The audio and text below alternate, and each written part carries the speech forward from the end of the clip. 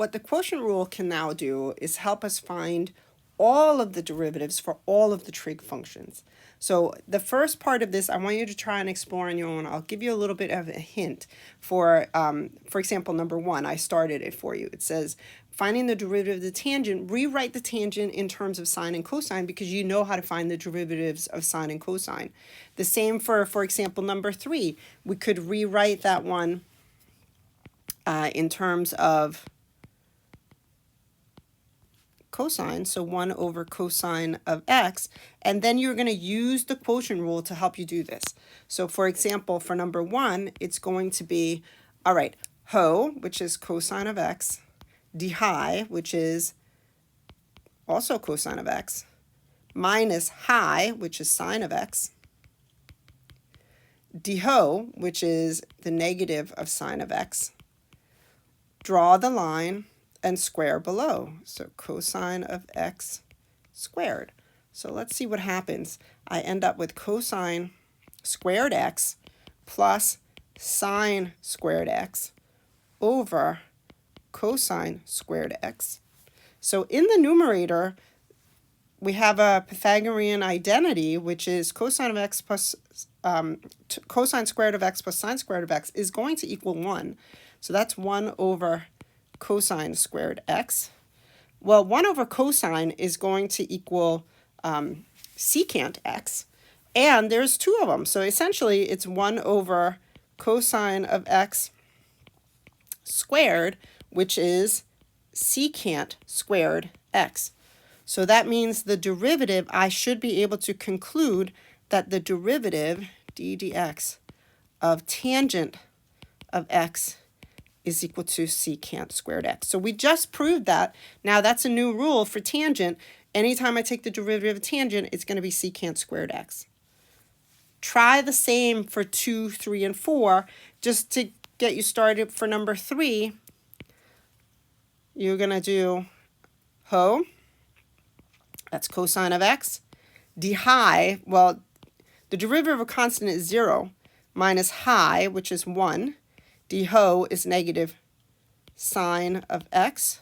Draw the line and square below. Cosine of x squared. Let's simplify that a bit. 0 times anything is just 0, so we get negative 1 times negative sine of x. In the numerator, gives me positive sine of x over cosine squared x.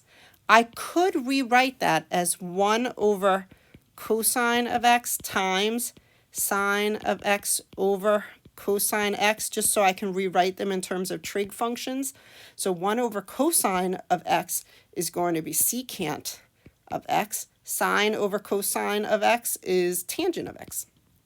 So there we have it. We have the derivative d dx of secant of x is then going to equal secant of x times tangent of x. And we just proved that. We did the proofs for them right here based on the quotient rule.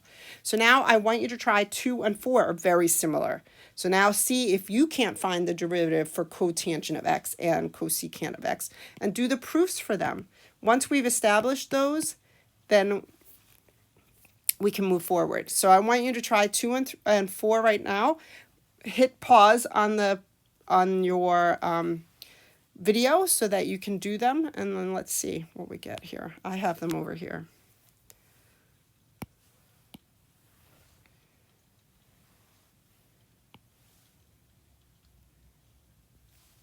I'll put them in the right spot here. Okay. So hopefully this is what you got. I'm hoping that you're actually hitting pause and doing them on your own instead of waiting for me to just do it for you, because I am not talking out the whole thing for you again. That's theorem 3.10. We just proved them above, right? The rules for all trigs. So you need to know all of these like the back of your hand. So the derivative of sine and cosine, tangent and cotangent, secant and cosecant. That is all 6 trig functions you now should know. All right. Now let's try some examples. Example 8, for example. Finding the derivative. d dx is equal to, well, I know that the derivative of cotangent is going to be negative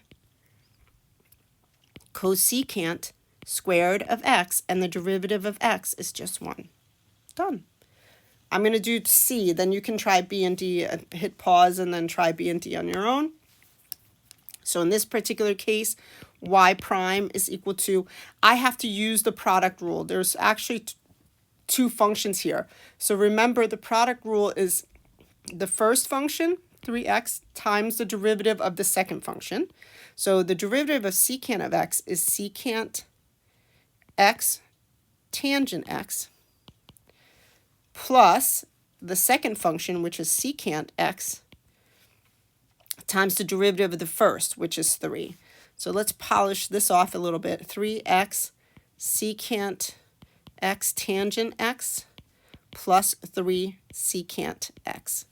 Now, if I was doing something that I needed this for something else, for example, finding where the derivatives is equal to 0 or undefined or anything like that, it might be useful to have it factored. Like I could factor out a 3. I'm not asking for that here, so I'm just going to pick a different color. But just for interest here, I would factor out a 3 secant x, and then I'm left with an x tangent x plus 1, like that. But again, it's not asked for here, I'm just pointing it out. Now hit pause and try B and D. Hit pause right now before I shift the answers over.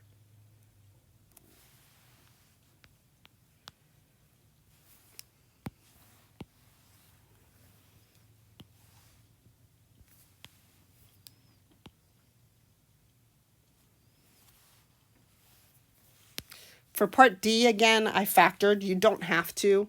So it's not required here. I just did it because later on it's more useful in factored form.